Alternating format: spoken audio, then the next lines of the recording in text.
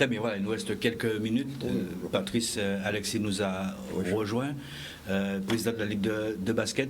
Bonsoir Patrick. Bonsoir aux auditeurs et aux téléspectateurs. Merci d'être venu. Vous avez compris bien évidemment les gestes de sécurité. On a tenu à le faire. Les barrières. Cette barrière. C'est vrai qu'on aurait pu mettre 3 invités, mais on n'a pas voulu le faire. J'ai bien apprécié les consignes du docteur et de Patrice. C'est parfait. Merci d'être là. Il nous reste très peu de temps, Patrice Alexis. Vous avez été confronté à un cas du côté de l'Hexagone avec, je crois, Rudy Gobert. Rudy Gobert, oui. C'est ça. Ça a été pratiquement un effondrement, puisque tout de suite, du côté de la NBA, tous les matchs ont été annulés. Donc, côté régional, vous avez vécu aussi ça comment?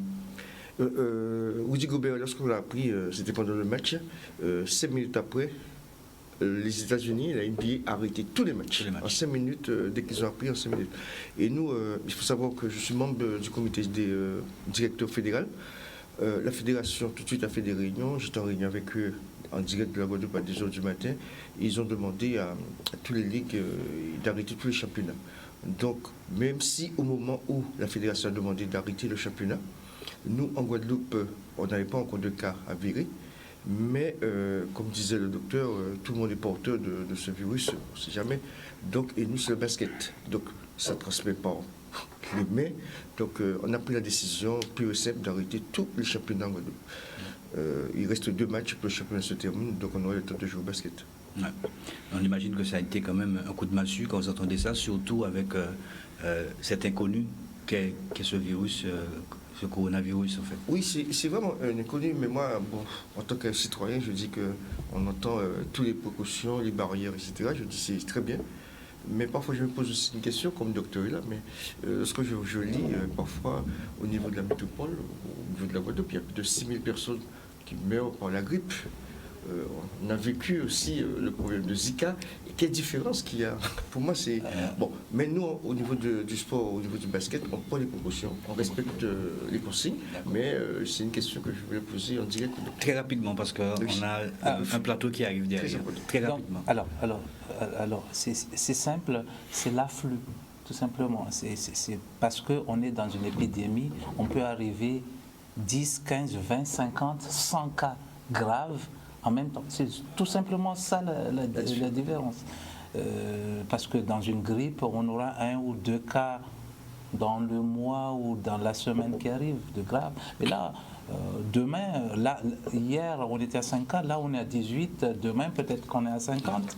Et oui, c'est très rapide, voilà, c'est afflux. La vérité d'aujourd'hui n'est pas celle de demain. Merci beaucoup, merci Patrice Alexis, nous aurons l'occasion.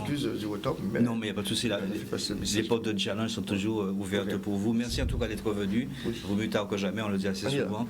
Merci Patrick Alexis, vous avez bien compris qu'il y a un Patrick et un Patrice, c'est même famille-là. Tout de laisser François. Voilà, mes respects messieurs. Et docteur Tsaviri, c'est toujours avec plaisir dès qu'on fait appel à ces services, il est là. Merci de nous avoir aiguillés. Je pense que sans cesse, il faut répéter ces gestes et ces mesures de barrière, parce que c'est vrai, quand on ne voit pas ce qui est invisible, on a tendance à se laisser aller. Voilà, j'ai essayé de trouver des mots simples, en tout cas pour qu'on puisse comprendre. Merci infiniment. C'est vrai que dans le même temps, il y a ceux qui souffrent aussi. Condoléances encore une nouvelle fois à la famille Fred de Culé du côté de la Martinique. En ce moment même, il y a donc la veillée mortuaire du côté de la Martinique, et puis demain, il sera mise en terre. Force et condoléances. Je vous souhaite de passer un très bon début de semaine, mais malgré, il n'y a pas parlé de confinement, mais restez quand même chez vous, faites attention, essayez de vous laver les mains comme on peut, et peut-être pas 5-6 personnes dans la journée, de manière à contrecarrer, freiner un petit peu cette avancée. Allez, merci à vous messieurs, merci à vous toutes et toutes qui nous regardez. Il ne faut pas oublier non plus que ce délicieux poison aussi fait énormément de dégâts, c'est le sucre. Merci à Yann pour cette réalisation et puis à très bientôt. Bonsoir à tous, quel plaisir de vous retrouver. Et c'est vrai qu'il faut garder le sourire malgré l'actualité, c'est vrai. Dans les moments difficiles, eh bien, c'est là où on arrive à s'unir et pourquoi pas trouver aussi d'autres prérogatives. Il va falloir aussi quand même quelque part pouvoir s'occuper pendant ces 14 jours, car c'est vrai que le président n'a pas parlé de confinement, mais c'est à peu près ça. Donc nous resterons bien évidemment au chevet donc, de cette actualité et puis tout ce que nous avons à dire, c'est que nous soyons bien très raisonnables par rapport aux mesures de sécurité, de prévention, bien évidemment. Se laver les mains et faire les gestes nécessaires. La vie continue, c'est vrai, un challenge spécial. Nous avons avec nous sur le plateau Patrick Mignot, qu'on connaît, qui a beaucoup et plusieurs casquettes, bien évidemment.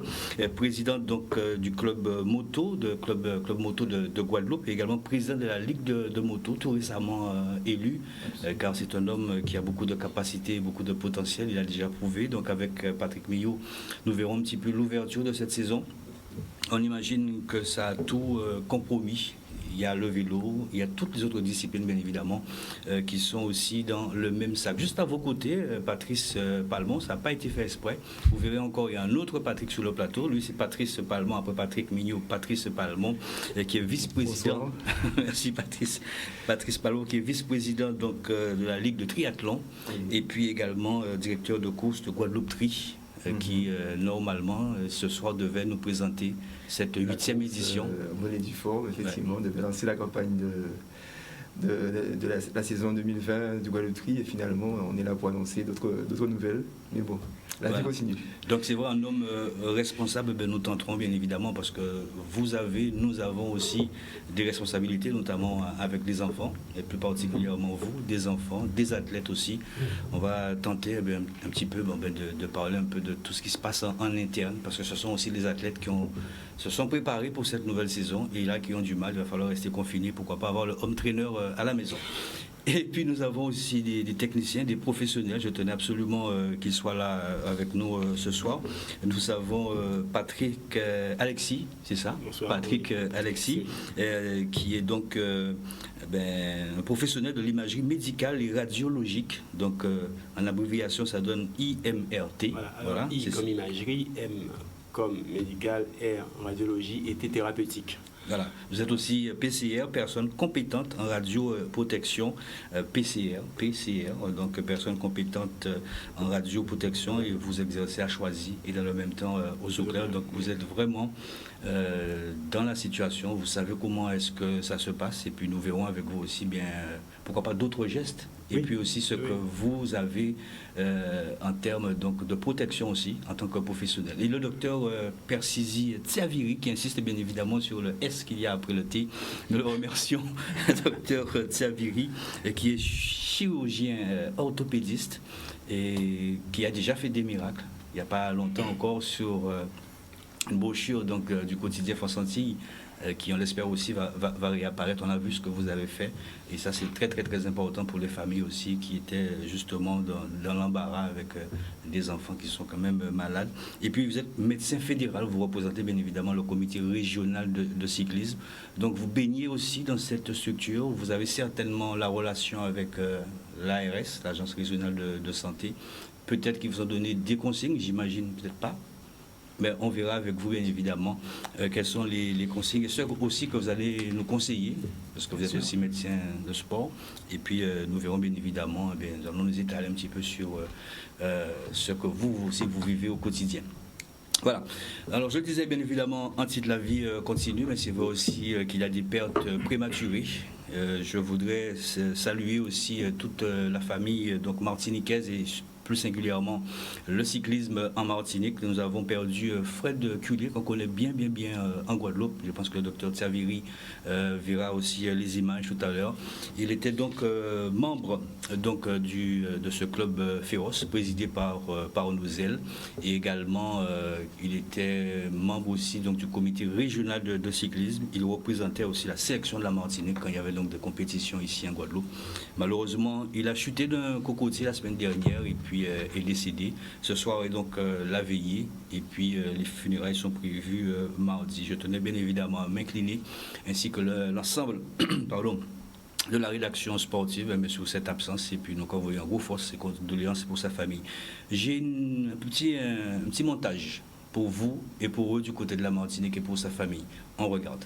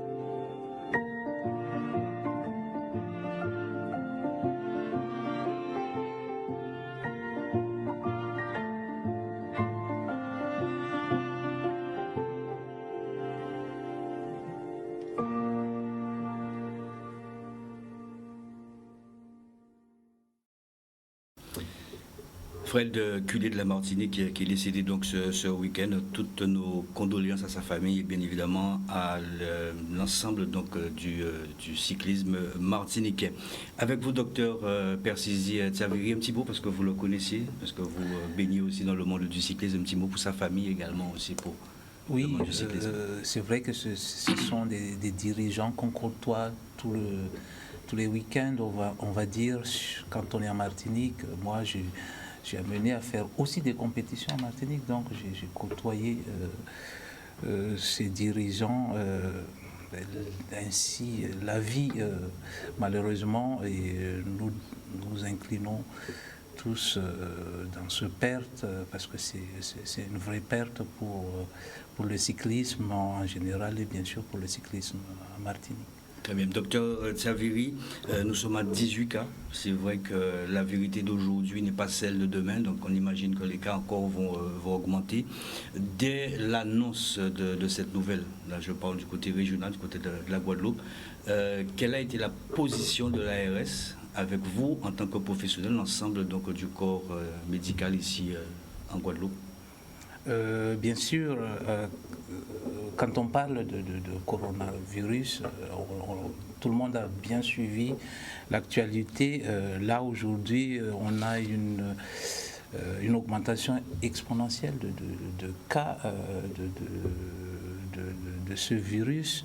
Et nous, professionnels de santé, qui est bien sûr dans le premier rang, dans la lutte, mais aussi dans la prise en charge de ces patients, on est très informés et très inquiets vraiment au quotidien.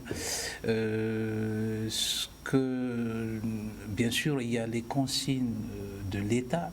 Et l'ARS suit ces consignes qui est, le président, il n'a pas dit confinement, mais bien sûr limiter tout le déplacement actuellement, vraiment déplacer quand c'est vraiment nécessaire. Il y a des consignes bien strictes. Je pense qu'il faut qu'on soit conscient, parce que le problème c'est qu'on pense que c'est pas nous, on n'est pas infecté, mais on peut être un porteur sain. Et c'est ça le danger. C'est pas nous, personnellement, mais ce sont les patients qui sont fragiles, qui sont âgés, qui sont porteurs d'autres maladies, qui sont très fragiles. C'est ça le problème. Donc, il faut que tout le monde soit responsable. Il faut penser à nos grands-parents, à nos amis qui sont beaucoup plus fragiles que nous. Et donc, il faut vraiment suivre tous les consignes. Et bien sûr, on est dans un plateau sur le sport. C'est vrai que nous, les sportifs, on a besoin de sortir, on a besoin de faire des sorties en groupe. Moi, je parle de cyclisme, mais actuellement, les consignes, il est strict. Il n'y a pas de réunion, il n'y a pas de sortie en groupe, et il n'y a pas de sortie sans une raison particulière. Ouais. Comme vous le remarquez aussi pour nos amis téléspectateurs, j'ai tenu aussi à ce que la distance aussi soit bien faite. Patrick, c'est un petit peu trop rapproché, il va se décaler tout à l'heure, je l'embête. Alors, c'est vrai qu'aucune population, docteur, n'est préparée à ce type d'événement. Voilà. La population guadeloupéenne, on la connaît, c'est une population qui est fière, qui est forte aussi, qui est aussi solidaire, mais néanmoins la peur existe. Alors vous, en tant que professionnel, parce que vous êtes les premiers acteurs, premiers remparts même de ces mesures donc de barrières de sécurité, est-ce que vous aussi, vous avez eu ce problème d'acheminement, de protection, je parle de masques par exemple, PFP2, je crois que c'est ça. Est-ce que vous avez eu ce problème? Est-ce que vous avez encore ce problème? Parce qu'on imagine que les patients que vous avez ou les parents d'enfants malades se posent aussi cette question. Il faut savoir tout d'abord que ce n'est pas tout le monde qui a besoin de masque.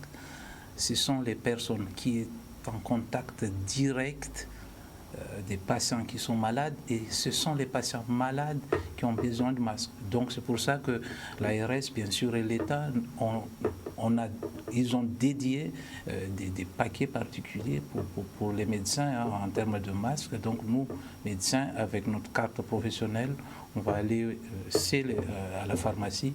On a bien sûr, l'État nous a mis à côté justement des protections pour qu'on puisse prendre en charge correctement nos patients. Ce qu'il faut savoir, c'est que ce n'est pas tout le monde qui a besoin de masques. Il faut tout simplement respecter ce qu'on appelle cette prévention de barrière. Bien se laver les mains. Il faut garder une distance de contact. Il faut bien nettoyer la main. Il ne faut pas s'embrasser. Ce sont les barrières de contact qu'il faut éviter. Et maintenant, il y a des consignes strictes. Il faut rester à la maison si on n'a pas besoin de sortir pour vraiment des besoins urgents et nécessaires. Ça, c'est important.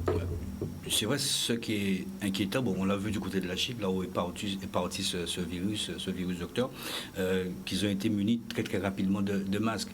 Et il y a aussi ce qu'on appelle les porteurs sains, asymptomatiques. On a parlé aussi des enfants. On a entendu il n'y a pas très longtemps que c'est en train de toucher aussi une bonne partie de la classe après 60 ans, donc à partir de 50 ans. Mais comment, quand on dit effectivement qu'il ne faut pas avoir de masque pour tout le monde, mais on ne peut pas savoir le porteur sain, la population qui voulait avoir des masques, c'est aussi une mesure aussi, pourquoi pas, de se protéger, de protéger l'autre aussi. Je vous embête pas avec cette question, mais c'est vrai que, voilà. Effectivement. Ça aurait été bien, quand même. Effectivement, on essaie de se protéger au maximum avec... déjà, si on est conscient qu'on peut être porteur sain et on peut contaminer les personnes qui sont autour de nous, c'est ça important. Et donc, il faut faire toutes les gestes de prévention. C'est le plus important. Oui, effectivement, on peut être porteur sain. Le problème de ce virus, effectivement, ce sont ces porteurs sains qui posent problème et qui va contaminer nos grands-parents, les personnes qui sont fragiles. Mais le seul moyen actuellement d'essayer de diminuer toute cette épidémie, essayer de diminuer tous ces cas, c'est vraiment rester à la maison. C'est le seul moyen. Et bien sûr, rester à la maison, c'est pas entre les copains 10 ou 15, ou parce que c'est à la maison, donc on va...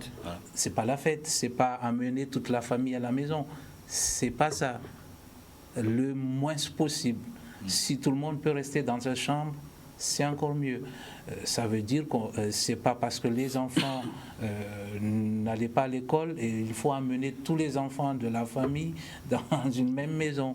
C'est pas comme ça. Mais vraiment rester chacun ce soir, le moins de nombre possible et tout ira bien. C'est vrai que c'est un virus pour l'instant inconnu. Alors aujourd'hui, quelles sont les personnes à risque? C'est vrai, vous l'avez dit, les personnes âgées, les asthmatiques, les drépanocytaires, les diabétiques. Pourquoi ces gens-là?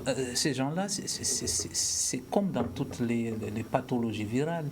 Le virus va attaquer nos défenses et donc nos défenses, de façon physiologique, va contrer les défenses immunitaires qui va contrer ce virus. Les enfants, parce qu'ils ont beaucoup plus de défenses immunitaires que les adultes. Ils sont nés avec une défense beaucoup plus importante que chez les adultes. C'est pour ça qu'ils sont des porteurs sains et ils peuvent ne pas sentir du tout les symptômes, les signes de ce virus. Pourquoi les personnes âgées? Parce qu'ils ont une diminution donc de leur immunité qui fait qu'ils sont beaucoup plus à risque. Tout simplement, c'est les personnes âgées, ce sont les diabétiques, ce sont les asthmatiques, ce sont les immunodéprimés, donc les patients qui ont eu des cancers, qui ont eu des chimiothérapies, donc qui ont des traitements de cancer, par exemple, même si ce sont tous ces patients qui sont, entre parenthèses, fragiles, qui sont à risque de ce problème. Un enfant asthmatique, 13, 14, 15 ans, risque potentiel? Si cet enfant ne présente pas d'asthme chronique, d'accord.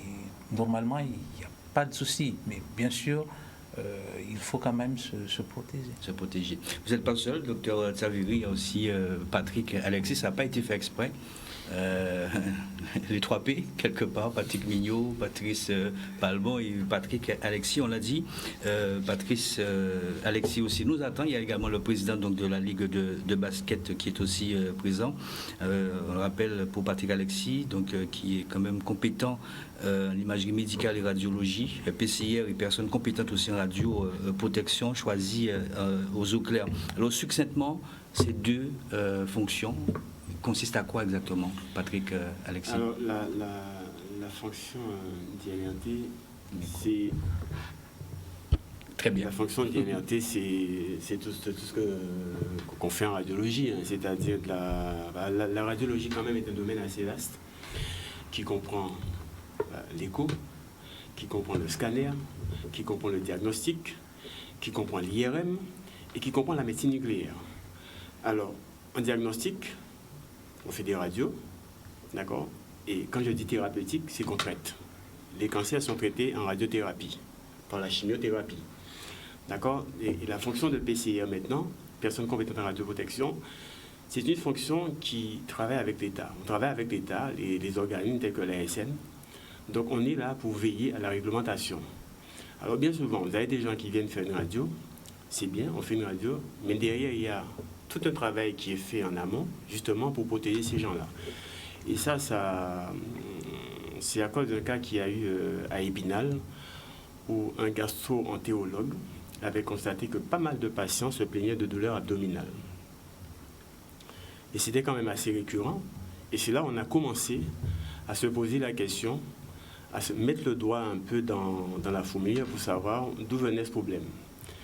Et c'était la radiothérapie qui était en cause parce que ces gens-là ont été irradiés. Alors l'État s'est dit, à partir de ce moment-là, nous allons commencer à veiller un peu comment les organismes, comment les cliniques, comment les hôpitaux fonctionnent. Et c'est la raison pour laquelle maintenant on a de plus en plus de contrôles dans les cliniques. Au CHU par exemple, il y en a. Aux eaux claires, il y en a.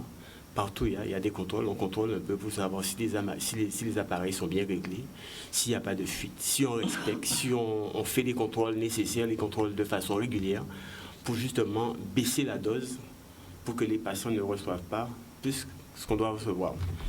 Voilà. Donc moi, mon rôle aux eaux claires, c'est justement de faire en sorte que la réglementation soit respectée et que les patients soient traités dans de bonnes conditions. D'accord. En clair, vous êtes manipulateur, quelque part. Alors ça, c'est pas une fonction de manipulateur. Ouais. C'est vrai, avant d'être PCR, vous devez être quand même manipulateur. Vous ne pouvez pas passer le diplôme de PCR sans être manipulateur. D'accord? Il faut déjà passer par cette case-là pour accéder après à la fonction de PCR. C'est vrai, je suis manipulateur en radiologie. Bon, j'ai laissé les eaux claires pour tout ce qui était la manipulation, parce que, bon, pour des raisons diverses que je ne vais pas évoquer ici, mais ce n'est pas que les eaux claires ne m'intéressent pas. C'est un beau plateau quand même qu'on a, je ne sais de le dire. On a l'IRM aux eaux claires, on a le scanner aux eaux claires, on a la mammographie. Justement, j'allais parler de l'IRM, la différence entre l'IRM et le scan. Alors, il faut savoir que l'IRM est un champ magnétique. Je ne sais pas si vous avez des gens ici, bon, je ne vais pas prendre ça au docteur Bercizi, on travaille ensemble depuis pas mal de temps.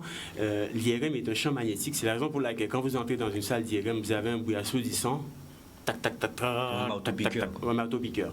Alors que le scanner, c'est purement des rayons X. Voilà. L'IRM est beaucoup plus efficace que le scanner? Non, alors chaque appareil a sa spécificité, à son domaine. Je ne dirais pas à quelqu'un qui a... Bien simple, hein, vous avez un cycliste là, qui fait une chute, qui a un traumatisme crânien, je dirais l'IRM. D'accord? Mais si l'IRM n'est pas disponible, pourquoi pas le scan? Par contre, quelqu'un qui fait une chute à vélo, qui a un poignet de cassé, je dirais radio. pas la peine d'aller faire un scan. D'accord? L'IRM agit sur la densité botanique des tissus. Partout où il y a de l'eau, partout où il y a du tissu mou, on fait une IRM. Alors que le scan agit sur les trois densités, os, air, graisse. Et l'eau aussi, le sang. D'accord? C'est ce qu'il appelle l'unité Hounsfield. Donc, bien souvent, les patients sont un peu étonnés quand ils demandent par exemple un scan et que le médecin dit non, on va faire une radio. Pourquoi il est plus approprié? Il y a l'écho aussi qui marche très bien. On n'est pas obligé de faire une IRM, on peut très bien faire une échographie, on voit tout de suite ce qu'on a à voir. Et maintenant, vous avez vu comment c'est tellement difficile en Guadeloupe maintenant d'avoir une IRM. Donc, on ne peut pas se permettre d'attendre 3-4 mois pour faire un examen. Donc, on peut très bien soit faire une écho, après voir au scan. Voilà. Bon, je voulais revenir effectivement à ce que disait le docteur Siaveri concernant le Covid-19. C'est vrai, c'est un virus qui va très vite. Il est très rapide. Et ce que nous devons comprendre, c'est que tous, nous avons un rôle à jouer, un rôle majeur à jouer. D'accord? Le confinement, c'est vrai, il n'a pas vraiment parlé de confinement, le président, mais c'est vrai que la meilleure façon, je pense, pour essayer de faire ralentir la cinétique de ce virus, effectivement, c'est de rester un peu chez soi et de limiter les déplacements et aussi la distanciation. Plus on s'éloigne, moins on a de chances de développer justement la progression de ce virus. Moi, aujourd'hui, je constate que ce virus-là a changé considérablement ma façon de travailler. En étant manipulateur, c'est vrai, nous avons un contact avec les patients. Vous touchez beaucoup les patients, soit pour les positionner, vous ne pouvez pas très bien un patient et puis ne pas savoir là où il a mal. Donc parfois, vous êtes amené à poser la main sur lui, vous dites, mais vous avez montré moi aussi que vous avez mal. Et maintenant, c'est vrai qu'on constate qu'on change de comportement envers les patients. On essaie le moins possible de toucher, de garder une certaine distance. De ne pas toucher, de mettre des masques, de mettre des gants. Et puis finalement, on ne sait pas très bien où on va, on ne sait pas très bien quelle attitude adopter. Parce que bon, vous avez un patient qui est venu la semaine dernière, on ne parlait pas de coronavirus, et puis aujourd'hui qui vient, et puis qui voit que vous êtes un peu distant, et se dit, mais qu'est-ce qui se passe? Patrick Alexis, les consignes au niveau de choisir, vous avez aussi ces protections, on imagine?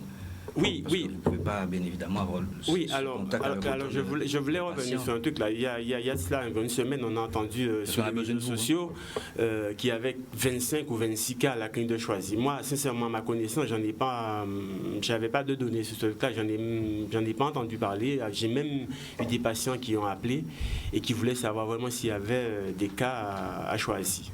Moi, il n'y en a pas. Alors, les consignes qu'on a, c'est toujours les mêmes, comme disait le docteur Siaveri. Vous avez eu les masques rapidement? Oui, on a eu des masques aujourd'hui. Aujourd'hui. On a eu des masques aujourd'hui. Avant, vous faisiez comment? Système D?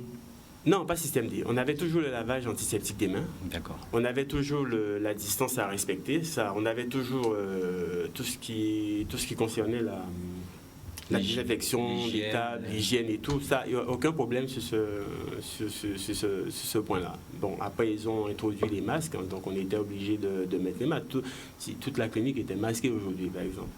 Que ce soit le personnel soignant, que ce soit les administratifs, tout ça. Et c'est vrai que je pense que là où il y a le problème, c'est qu'on est tous porteurs du virus sans le savoir.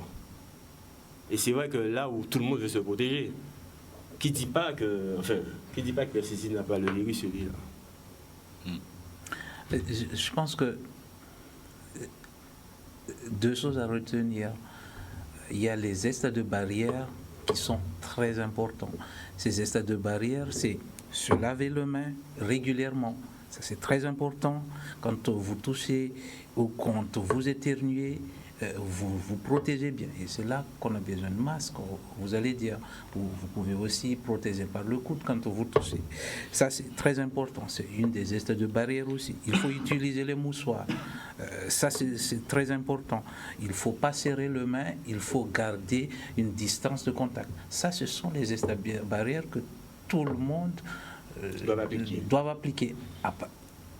Ensuite, bien sûr, avec les consignes strictes que vous avez tous entendues aujourd'hui, il faut pas se confiner, parce qu'on n'a pas dit le mot confinement, mais il faut rester ce soir. Et rester ce soir, c'est pas rester ce soir en groupe. Ça, c'est très important. Bien sûr, il faut essayer d'éviter de mettre les petits-enfants, les enfants avec les mamies, parce qu'on a l'habitude de faire garder nos enfants avec les mamies. Donc là, en ce moment, il faut les éviter. Vraiment mettre à côté nos grands-parents et les enfants de l'autre côté. Et bien sûr, ne pas rester en groupe. C'est pas la fête. C'est rester pour essayer de prévenir pour ce virus.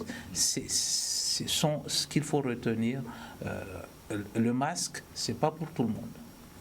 Ça, c'est des mesures effectivement barrières. Voilà, le masque, c'est pour les patients qui sont malades, les patients qui pensent qu'ils sont malades, Moi, si j'ai fait des voyages de croisière, par exemple, je suis peut-être un porteur sain. Dans ce cas-là, qu'est-ce que je fais? Je me protège et je protège les autres.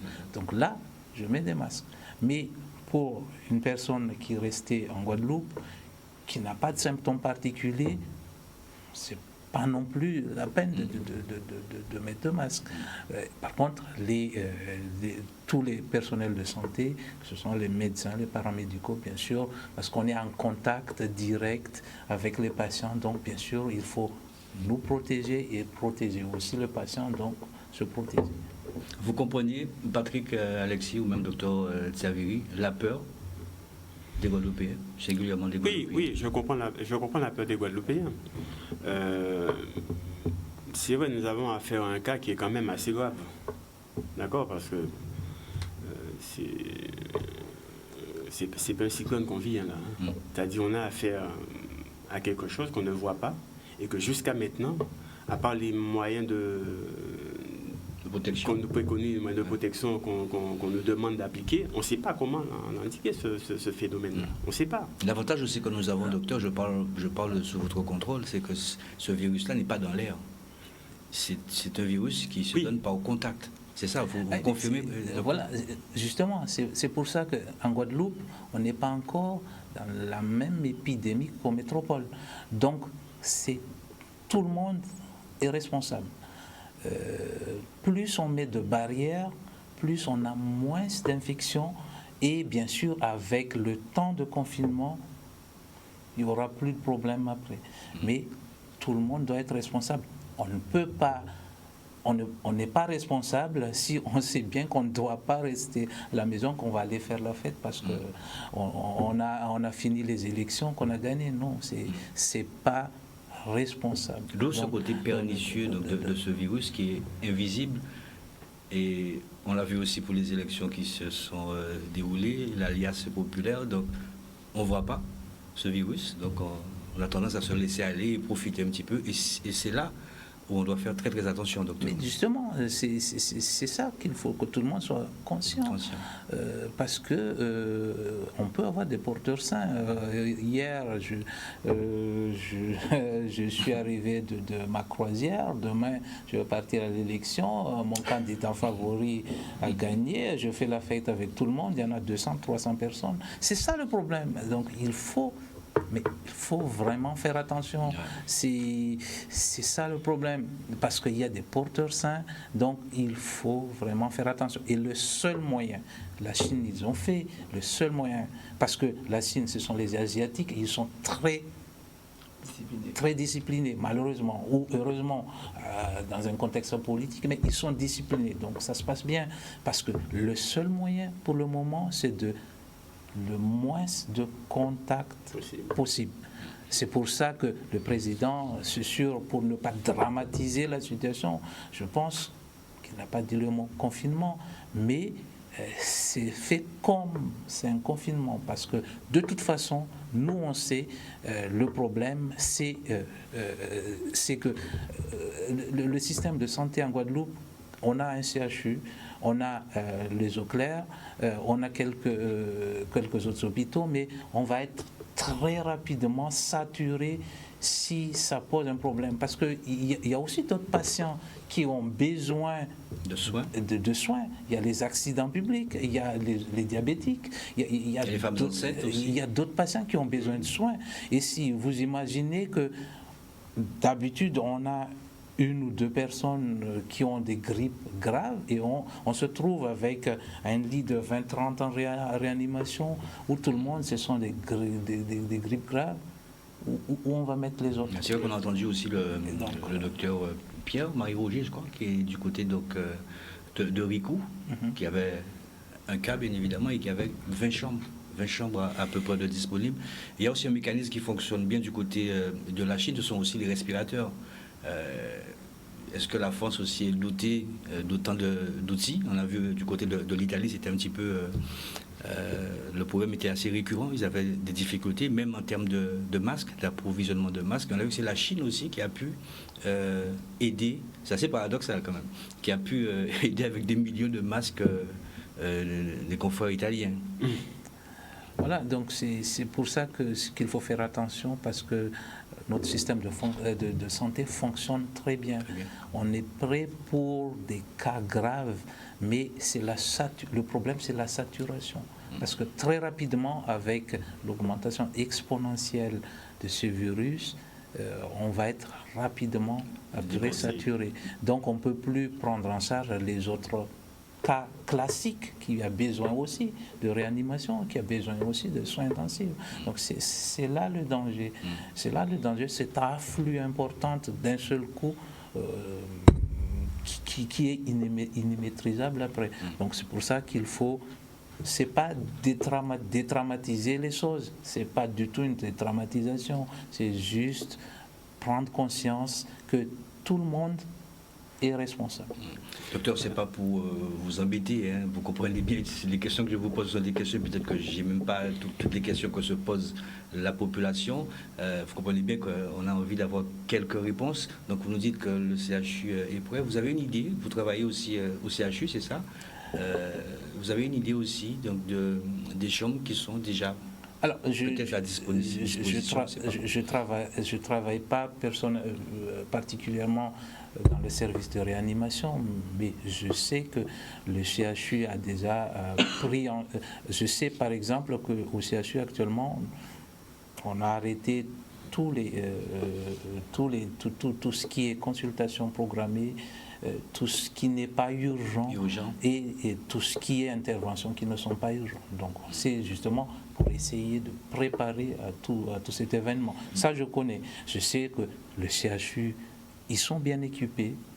Ils sont bien équipés et le personnel, ils ont l'habitude.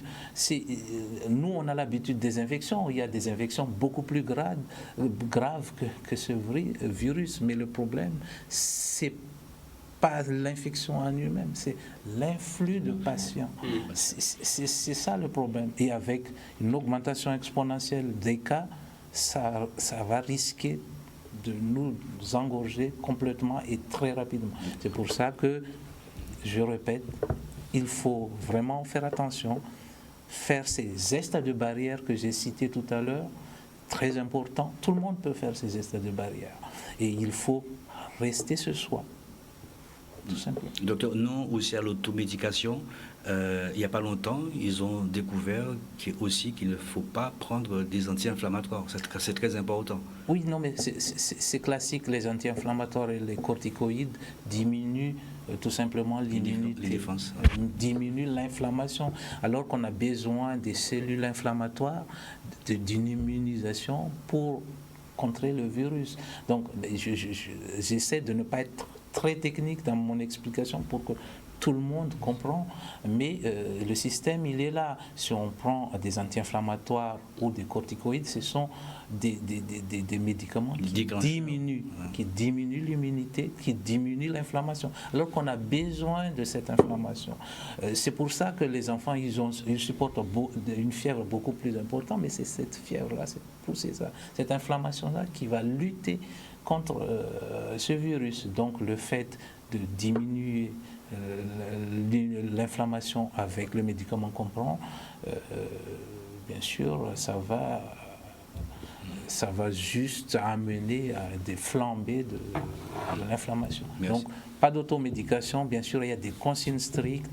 Vous allez joindre votre médecin traitant si vous pensez, parce que on sait maintenant quelle est la symptomatologie. Donc, vous avez de la fièvre, vous toussez, vous avez des syndromes grippales, vous avez des courbatures. Vous appelez votre médecin pour vous demander conseil. Après, si vous pensez que c'est grave, bon, vous déplacez pas, vous appelez les SAMU. Nous, on est dans ce consigne-là. Patrick, Alex. Oui, alors c'est vrai, je voulais revenir sur ce que Pierre Cézis disait. Moi, je conseillerais quand même à la population guadeloupéenne de ce que nous appelons dans notre jargon, Pierre Cézis, c'est la bobologie. Bien souvent, on se rend aux urgences pour rien. Donc c'est vrai que si on peut limiter ce geste-là, juste pour, je sais pas moi, pour un petit coup, aller aux urgences et passer 2 heures, 3 heures dans une salle d'attente à attendre, où ça va créer une espèce d'effet à beaucoup de monde juste pour que... Non, restez chez vous et puis essayez de vous soigner par vous-même, sans pour cela aller prendre, comme disait Versisi, des anti-inflammatoires, parce qu'il a bien schématisé la prise des anti-inflammatoires, ce que ça peut créer. C'est vrai que quand ça diminue votre défense immunitaire, automatiquement ça laisse une porte ouverte au virus. Donc nous avons besoin de toute notre immunité justement pour faire face à ce genre de virus. Donc c'est vrai que tant qu'on peut rester chez soi, on reste, et ne pas engorger les urgences pour des choses futiles qui n'en valent pas la peine. C'est vrai qu'on pense aussi à celles et ceux qui ont un traitement anti-inflammatoire aussi pour X raisons. Qu'est-ce qu'on dit à ces personnes-là? Prenez vos anti-inflammatoires, mais restez chez vous, ne bougez pas. Parce que s'ils en ont besoin, ils sortent donc de, je ne sais pas, de chirurgie ou je ne sais pas, mais s'ils en ont besoin, on ne peut pas leur dire, ne prenez pas d'anti-inflammatoires. Pour les patients qui ont des traitements habituels anti-inflammatoires ou des immunosuppresseurs ou des corticoïdes, bien sûr, ils vont prendre leur traitement habituel. S'ils ont des soucis, ils ont leur médecin traitant, ils peuvent appeler le SAMU s'il faut, mais c'est pas systématique. C'est pas la peine de prendre de paracétamol alors qu'on n'a même pas mal à la tête. Non. Non, parce que le problème, c'est que j'ai passé par hasard devant une pharmacie aujourd'hui. La pharmacie est bondée. Paracétamol. Pour prendre du paracétamol. C'est pas ça le consigne, c'est pas aller dévaliser la pharmacie, c'est pas ça le il faut rappeler aussi qu'il y a une dose par jour. Parce que de toute façon, 4 grammes par jour. C'est ça notre mauvaise habitude, c'est que le cyclone arrive, c'est là qu'on va prendre de l'eau. Alors que le consigne en Guadeloupe, c'est que préparez-vous au tremblement de terre, préparez-vous au cyclone, mettez-vous un peu d'eau toujours à la maison. Donc c'est pas la peine. Le dosage pour le paracétamol.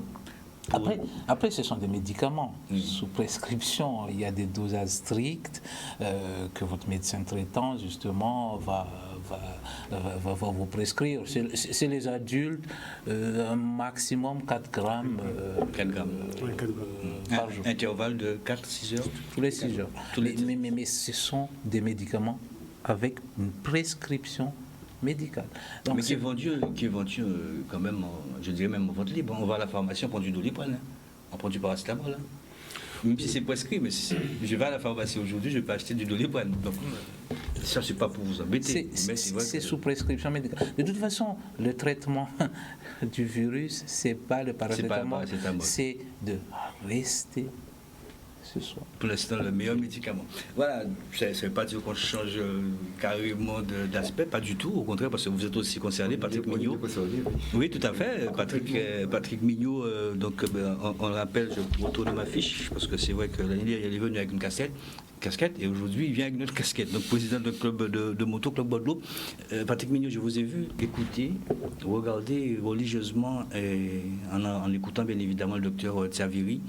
Ça fait peur aussi quelque part, on imagine, ça fait partie bien évidemment de la vie, mais ça permet aussi quelque part de se remobiliser, c'est ça, quelque part. Je crois c'est clair, il ne faut pas être dans la panique, hein. Par contre il faut essayer de comprendre, et c'est vrai que c'est fort, je vous en remercie, c'est fort intéressant. Moi je crois que, je me répète, mais il faut vraiment pas céder la panique, hein. Et je rejoins complètement le corps médical. Et si on doit donner encore un conseil, encore enfoncer le clou, c'est de dire restons le plus souvent à la maison.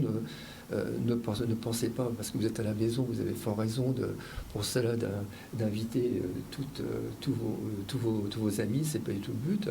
Alors c'est vrai que nous, en tant que sportifs, bien sûr, c'est vraiment très très lourd. Hein.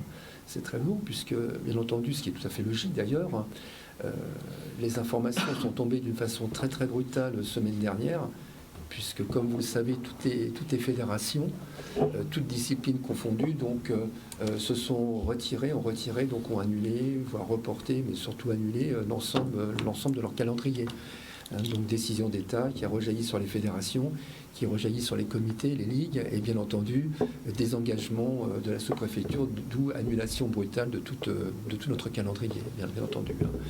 Donc c'est brutal parce que ça tombe en début de saison. Et en début de saison, donc tous nos sportifs, tous nos athlètes, on considère qu'ils sont quasiment prêts, sinon prêts. Et on va avoir donc des lions en cage qu'il va falloir trouver des solutions, même si on espère tous que ça sera forcément pas trop long, ce qui est à souhaiter pour tout le monde, mais il va falloir trouver des remèdes. Donc je fais confiance à tous les coachs, à tous les directeurs sportifs qui vont bien sûr établir des programmes pour arriver donc à réguler cette impatience de remonter ou sur les motos, ou sur les vélos, ou d'aller nager, etc. Quoi, je veux dire, ouais, ça me semble évident. Patrice Palbon, oui. Vous êtes un athlète confirmé. Vous avez entendu les propos donc du docteur, avec précision, un professionnel, c'est sûr. Alors en tant qu'athlète, effectivement, je continue à m'entraîner. Hein. Je suis sur la route, sur mon vélo tout seul. Je vais courir tout seul, je viens de courir à l'instant. Donc effectivement, on a pris le parti de s'isoler pour s'entraîner. Donc on croise personne, on va effectivement dans des chemins un peu isolés. C'est un moyen de rester en activité. C'est sûr que c'est pas conforme aux directives, mais c'est vrai que c'est un moyen de garder un petit peu d'activité sans se mettre en danger, ni mettre qui se sent en danger. En tant que dirigeant au niveau de la Ligue, on a pris le parti de tout arrêter, naturellement. C'est sûr que le message il est clair de la part du ministère. Les choses sont arrêtées. Les ligues de Guadeloupe, dans tous les sports, donc le triathlon aussi, ont décidé de suivre le mouvement et d'arrêter l'activité jusqu'à nouvel ordre. Donc on a eu un ensemble de compétitions qui se succédaient jusqu'à la mi-avril, qui sont d'ores et déjà reportés ou annulés. Donc on suit effectivement toutes ces directives de protection, de s'isoler, d'éviter de croiser du monde, d'éviter d'aller ramener effectivement le virus que nous avons en nous de façon asymptomatique à nos grands-parents et au reste de la famille. Voilà. C'est vrai qu'en tant qu'athlète, même si ça passe en second plan, oui. Mais il y a eu en amont une bonne préparation. Et là, vous faites un petit peu l'avocat de tous les athlètes. Une bonne préparation à l'intersaison pour pouvoir commencer cette nouvelle saison. Voilà. Et puis, bam, ça tombe. C'est pas évident. Sur le principe, pas de compétition, donc pas de rassemblement. Mais c'est dur pour un athlète. En tant que cycliste, sur le cours à pied, on peut trouver des petites solutions. C'est vrai que ceux qui sont embêtés, c'est les nageurs. Il n'y a pas de piscine, c'est fermé, c'est un lieu public où on croise du monde, on ne peut plus aller nager. On peut aller à la mer. Donc ça, c'est aller à la mer, il faut choisir les bons horaires, éviter de croiser du monde. C'est un peu plus compliqué quand même d'aller nager. C'est déjà une plage, c'est un lieu public déjà. Donc c'est un peu plus compliqué. Je ne conseillerais pas effectivement à un tel d'aller s'entraîner, d'aller à la mer, parce que c'est pas ceux qui entendent. On a l'exemple de personnes qui arrivent de croisière acheter à Beaumarchais et finalement se promènent un peu partout. Donc c'est particulier de se promener sur le lieu public. C'est délicat. C'est vrai que c'est pas. Oui, docteur. Alors je pense, et là je prends le costume de médecin fédéral du cyclisme, parce qu'on est dans un plateau quand même de sport. Pour nous, les cyclistes, de toute façon, et ça c'est pour toutes les fédérations, il est clair, l'annulation de toutes les compétitions, de tous les entraînements, de tous les rassemblements. Il y avait une communiqué pour nous de la Fédération française de cyclisme le 14 mars qui a annulé tout. Donc là, il n'y a plus de compétition. Mais là, quand on va aller plus loin, c'est là qu'on devrait être très technique. Parce que si on parle, par exemple, de vélo, quand on parle des triathlons aussi, bien sûr, il y a la partie vélo, mais il faut qu'on soit technique. Parce que dans les entraînements, quand on parle d'entraînement, il y a toujours des sollicitations musculaires, il y a de système d'entraînement. Et il y a de qualité et, si je veux dire, des intensités d'entraînement. Quand on parle de technique, on peut faire chez soi, bien sûr, des entraînements de qualité. Donc là, on parle de qualité. Je parle du cyclisme parce que c'est ce que je connais le plus. Mais en cyclisme, on peut bien sûr, et là c'est le moment, le garde, vous sortez le rouleau et vos entraîneurs, parce qu'on peut faire bien des qualités d'entraînement avec des home trainers. Par exemple, mais j'aurais beaucoup d'exemples, on peut travailler le PMA, des travails seuil, et ce sont des travaux de qualité en plus, qui est très intéressant, de travail de fréquence cardiaque max, de PMA, de seuil, dans un entraîneur. Il faut tout simplement, et là ça rentre dans la technicité, quand on sait notre fréquence cardiaque, on peut travailler ses qualités avec un home trainer. On peut faire une sortie home trainer matin et soir et on arrive à faire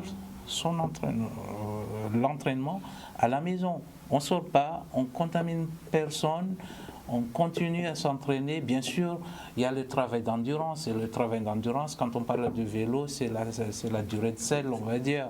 Là, on ne peut rien faire. Mais par contre, c'est le moment pour garder la forme, de faire des travaux de qualité. Quels sont ces travaux de qualité? C'est la force. La force, on peut le travailler à la maison. Tous les travaux seuil, tous les travaux de PMA, ça se travaille à la maison. Ça n'a pas besoin, des gainages, de travail musculaire. Ça peut se travailler à la maison sans forcément sortir. Parce que le consigne, il est clair, restez chez vous. Restez à la maison. Patrick Millot.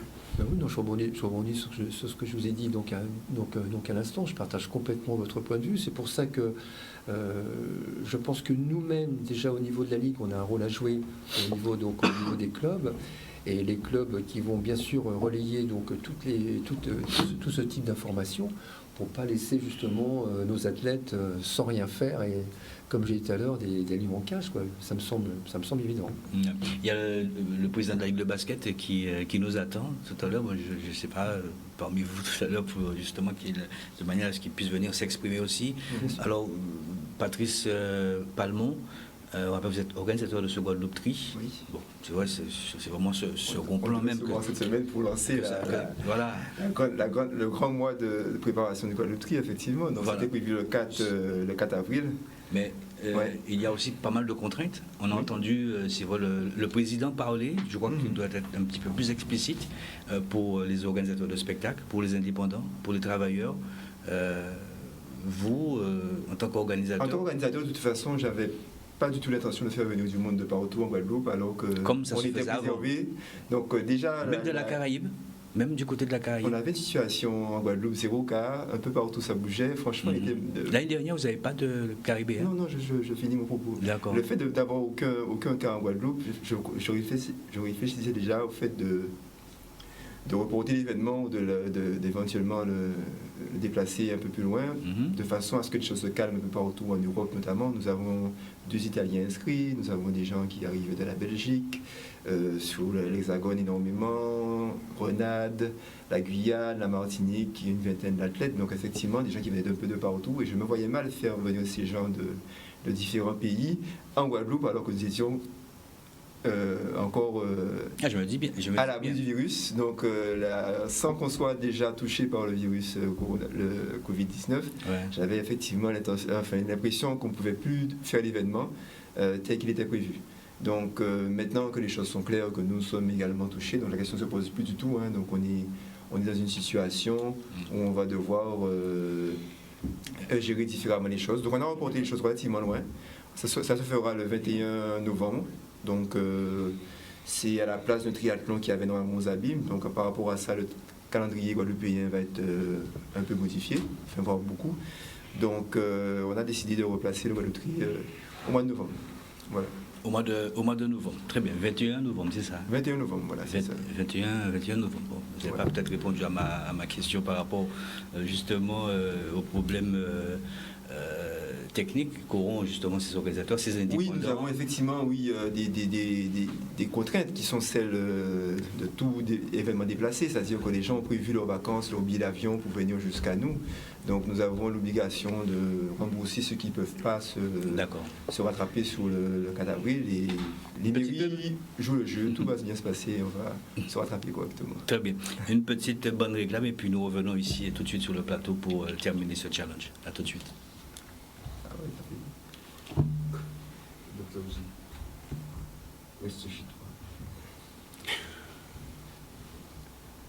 Motomania, le restaurant en Conla.